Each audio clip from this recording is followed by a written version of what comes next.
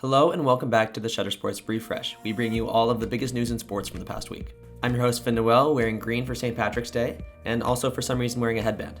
But that's besides the point, let's get into this week's sports news. The first thing to talk about this week is March Madness, which happens in a few days and is going to be crazy this year. Before March Madness starts this week, the conference tournaments went down last week, so let's give you guys a breakdown of what happened in those. First up, the SEC tournament, which is the most competitive tournament in football and basketball. In the finals of the SEC tournament, it was Florida and Tennessee. At the end of the day, though, the number one seed in the March Madness tournament, Florida, ended up beating Tennessee behind a lot of scoring from Walter Clayton Jr. and Will Richard. Moving over to the Big Ten now, the big surprise was Wisconsin taking down Michigan State, which was a big favorite. Wisconsin made it all the way to the finals, but ended up losing to Michigan. This Big Ten tournament also hosted the best game of all the conference tournaments, and that was Michigan against Maryland. Michigan held the lead in this one, but Maryland forced a ton of turnovers and got themselves back in the game. Maryland actually ended up having the lead until Trey Donaldson hit a game-winning layup to send Michigan to the finals, where of course they would then win. Moving over to the Big 12 championship now, the Houston Cougars ended up taking down Arizona in the finals of that one. Duke won the ACC tournament, and in the Big East tournament, St. John's ended up winning with their fantastic defense. Now that we've got the conference championships over with, let's talk about the dates of March Madness. Make sure to tune into your TVs tomorrow as the first four starts up at 6:40 p.m. Eastern Time.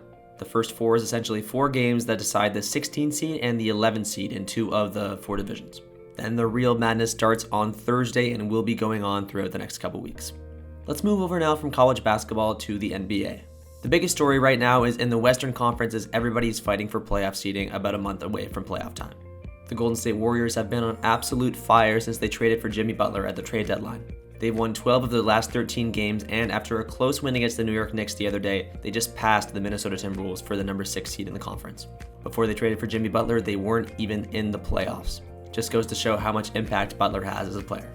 Behind the Warriors in 7th and 8th place are the Minnesota Timberwolves and the Los Angeles Clippers. Sacramento Kings are in 9th, and the Phoenix Suns and Dallas Mavericks are fighting for that number 10 spot.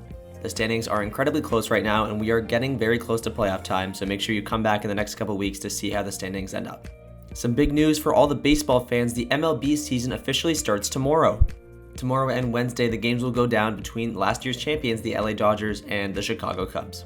The MLB starts tomorrow, but F1 started yesterday. They had their first Grand Prix of the year. It was the Australian Grand Prix, and the podium with winners had a ton of familiar faces on it.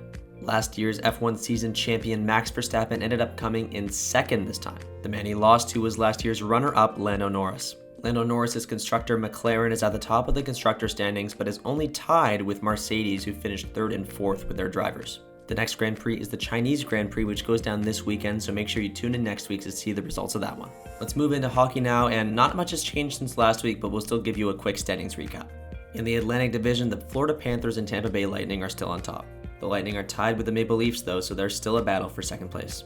In the Metropolitan Division, the Washington Capitals are now 10 points ahead of the second place Carolina Hurricanes. They have the division wrapped up. It's a similar situation now as we move to the West in the Central Division, as the Winnipeg Jets are 11 points ahead of the second place Dallas Stars. And in the Pacific Division, the Vegas Golden Knights are only 4 points away now from the Edmonton Oilers. The Golden Knights have held that top spot in the division all season, but the Oilers are now making a run for it. And sneaking up behind the Oilers are the number 3 seed in the division, Los Angeles Kings. They're on a 5-game win streak. Staying on hockey now, let's talk about the PWHL as their season concludes in May.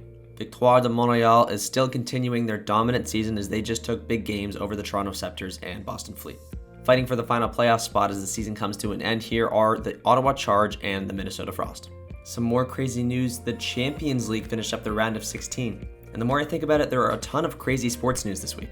Let's start off with the matches that went down last Tuesday. The first one was no surprise as Barcelona took down Benfica with an aggregate score of 4-1. For those who don't know, the aggregate score is the total combined score of the two matches these teams play against each other. With the same aggregate score of 4-1, it was Inter beating Feyenoord. In a German vs German match, it was Bayern Munich beating Leverkusen 5-0. The biggest game of all on Tuesday was between Liverpool and PSG, two dominant forces in two separate leagues around Europe. In the first game, Liverpool went up 1-0, but they did not account for Gianluigi Donnarumma, the best goalie in the world who plays for PSG. He ended up shutting out Liverpool and saving 3 penalty kicks in the process. And thanks to a 12th minute goal by PSG ends up winning these games. The British team Arsenal ended up taking down PSV with an aggregate score of 9-3. Then it was Aston Villa beating Club Brugge 6-1. There's 2 more matchups yet, and these games were as close as can be. The first matchup was between Lille and Dortmund, which ended the first game with a 1-1 tie. Dortmund would end up taking home the second game 2-1 though, and winning by an aggregate score of 3-2. And then the most important Champions League matchup, two La Liga teams, Real Madrid and Atletico Madrid. After Atletico Madrid took home the second game 1-0, the aggregate score was tied at 2-2. That means they had to go to penalties, and it was Real Madrid who ended up winning in penalties 4-2. And with our last piece of sports news this week, let's break down the end of NFL free agency. We mentioned last week that Geno Smith was traded from the Seattle Seahawks to the Las Vegas Raiders. The Seahawks also lost DK Metcalf and a lot of their star-studded players, but they just got two back. They signed former Minnesota Vikings quarterback Sam Darnold, and then they signed Los Angeles Rams wide receiver Cooper Kupp.